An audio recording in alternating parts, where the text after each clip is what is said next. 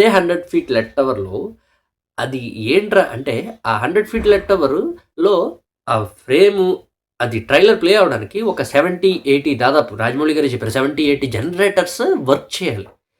So, అది 1, 2 times buffer అయింది. Glitches అయ్యాయన్నమాట ఈవెంట్‌లో. అందరూ కూడా డిసప్పాయింట్ అయ్యారు. ఏంట్రా బాబు! ఏంటి ఇలా ఆగుతుందని. ఈవెన్ రాజమౌళి గారితో సహా. ఎమోషనల్ అయ్యారు, కోప్పడ్డారు కూడా. సో, అలాంటి టైంలో అది పనిచేయని టైంలో, గ్లిచెస్ వస్తున్న టైంలో, ఇంకా లేట్ అవుతది ట్రైలర్‌కి అన్న టైంలో, సుమక్క గారు ఏమాత్రం ఈవెంట్ బోర్ కొట్టకుండా, ఏమాత్రం ఈవెంట్ ల్యాగ్ అనిపించకుండా జనాల్ని ఎంతలా ఎంటర్‌టైన్ చేశారంటే, ఒక్కొక్క పర్సన్ దగ్గరికి ఎళ్లి నాకిప్పటికి గుర్తు, ఇంకా ఇప్పటికి నవ్వుకుంటా అనమాట. మీరేనండి సందీప్ గారంటే, మీరేనండి ఎడిటర్ గారంటే అని చెప్పి వేరే పర్సన్ దగ్గరికెళ్ళడం. ఆడేమో నేను కాదని చెప్పడం ఆయన. ఆ! మళ్ళీ ఎడిటర్ దగ్గరికెళ్ళడం. ఈ గ్లింప్స్ అయ్యేటప్పటికి ఎంతసేపు పట్టిందంటే, ఆయన మనకు గమన అయిపోద్ది కదండీ సినిమా అంటే, లేదండి ఈ వీడియో అవ్వడానికి 1 ఇయర్ పట్టిందంటే, 1 ఇయర్ అయిందా అండి? ఈ చిన్న వీడియో చేయడానికి అని అనడం. సో, సుమక్క గారు ప్లే చేసిన రోలు అసల ఈవెంట్ అంత గ్రాండ్ లెవెల్‌లో జరగడానికి ఆవిడ నిలబెట్టేసారు ఈవెంట్.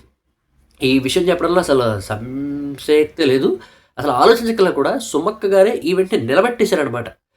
అనుకోని సంఘటనలు, అనుకోని పరిస్థితులు మనకి ఎదురైనప్పుడు దాన్ని ఎలా దాటాలి అనేది సుమక్క గారు ఆ ఈవెంట్‌లో ప్రూవ్ చేసేసారు మనకి.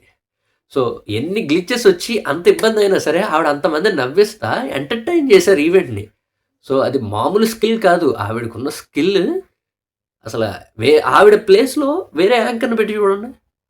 అలా భర్తీ చేయలేరు. అంత స్కిల్లు, అంత నాలెడ్జ్ ఉండదు. కేవలం సుమక్క గారు ఉన్నారు కాబట్టే, దాన్ని ఆ పొరపాట్లని, జరిగిన ఇబ్బందుల్ని ఆవిడ కవర్ చేస్తా అంత ఎంటర్‌టైన్ చేయగలిగారు ఈవెంట్‌ని. సో, అందుకే సుమక్క గారిని సెకండ్‌లో పెట్టాను. థర్డ్ విజయేంద్ర ప్రసాద్ గారి స్పీచ్. మనకంటూ అసలు వారణాసి గురించి అందులో జరిగిన ఇంపార్టెంట్ పాయింట్ ఏంటి, హైలైట్ పాయింట్ అనేది తెలిసిందే ఆయన వల్ల.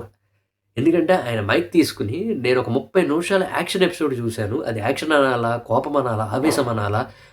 కథ అనాలా? నాకర్థం కాలేదు గానీ, నన్ను కట్టిపడేసింది. 'మహేష్ బాబు' తాలూకా విశ్వరూపాన్ని చూసాను నేనన్నాడు.